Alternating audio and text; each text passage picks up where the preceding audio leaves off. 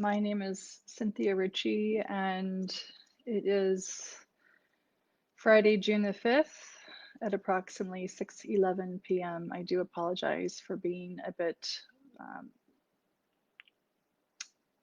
again, good evening, everyone. It's my apologies for running just a little bit late and having a few minor technical difficulties.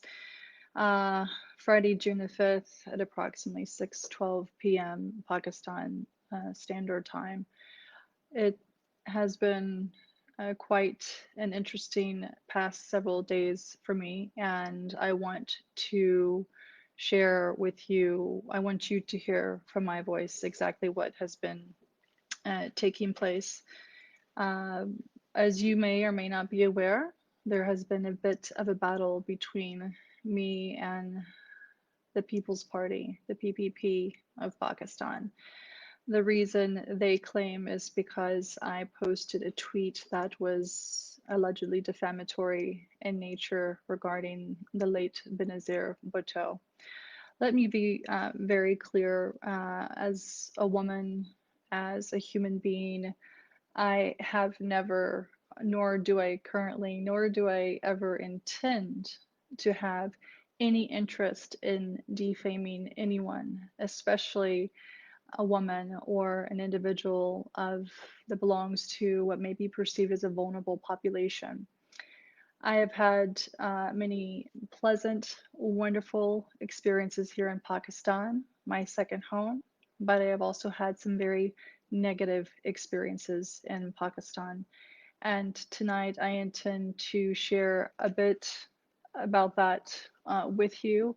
I will reserve some of the more graphic details because I do understand that a lot of my viewers may be underage. So I would encourage anyone under the age of 18 or any adults to not allow children to listen to this particular transmission because I will be including information of a more sensitive nature. The harassment that I have endured, primarily from the People's Party, has taken place for a number of years now. And for those of you who may not be familiar, I would encourage you to go back to my previous live video that I posted approximately 3 weeks ago, detailing the past 10 years of my experience in Pakistan, condensing it in about 10 minutes, which is admittedly not very easy to do.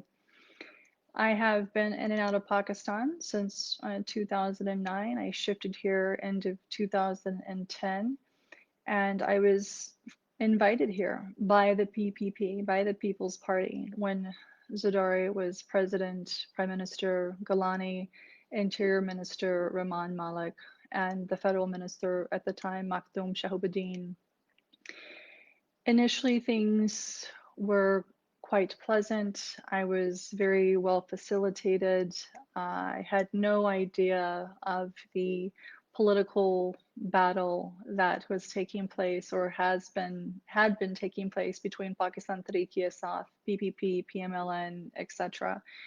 And because I had been assisting PTI gratis on my own time with their social media strategies back in late 2010 and 2011, I learned eventually that PPP was trying to draw me away from PTI. Again, please reference my previous video on this that I posted 3 weeks ago as it goes into a bit more detail.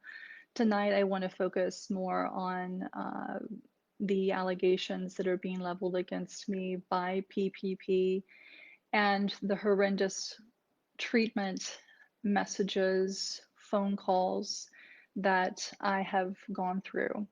This battle is really not about that tweet. This battle is really about individuals who know that I have a lot of dirt on a lot of people in this country, and it's primarily those who use and abuse others, particularly women and vulnerable populations. And I am one of them. Again, I will not go into graphic detail at this point in time, but Please be assured, everything that I have posted, everything that I have discussed on Twitter, I have evidentiary support of and for. Now, since Friday of last week, I have also filed an FIR, or excuse me, a report with the FIA. I am in direct contact with the Director General,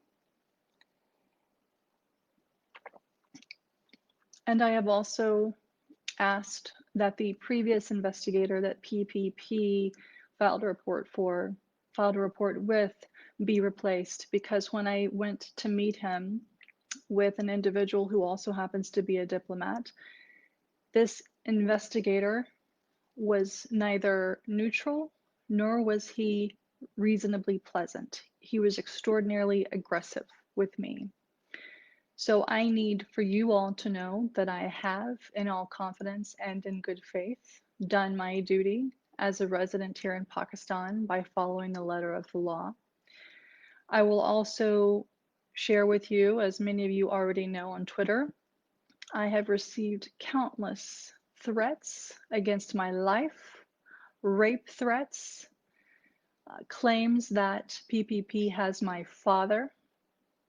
I have had diplomats listen to several of the most inhumane calls one could ever receive. We have numerous voice recordings, text messages, screenshots, including from those who claim to be PPP supporters from the Kingdom of Saudi Arabia and the United Arab Emirates.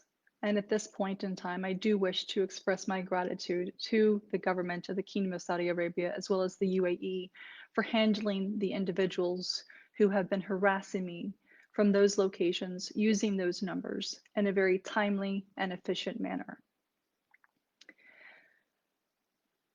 I will, at a point in time of my choosing, go into more detail with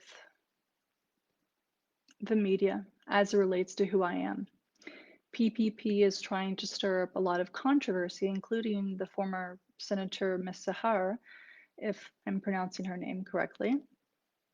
She wrote an open letter to the DGISI, the Foreign Office, etc., which was on apparently stationery that she should not be using. But interestingly enough, all of these individuals who are making or leveling allegations against me have blocked me and refused to engage in conversation with me. If you had nothing to hide, why are you blocking me? Why are these men who claim to be part of the most democratic and forward-thinking party in Pakistan sending me rape messages, dick pictures, ejaculation pictures? Why are these men threatening to rape me? Why are they asking for my location? I'll tell you why. Because in 2011, I was raped by the former Interior Minister, Rehman Malik. That's right. I'll say it again. I was raped by the then Interior Minister, Rehman Malik. I was physically manhandled by the Federal Health Minister, Makhdoom Shahbadin, and the Prime Minister, Yusuf Gilani, while he was staying at the President's house. I will be happy to go into more detail with the appropriate, neutral, investigative journalists. I have already shared this story with a handful of people whom I trust in case, God forbid, something happens. But I want the world to know.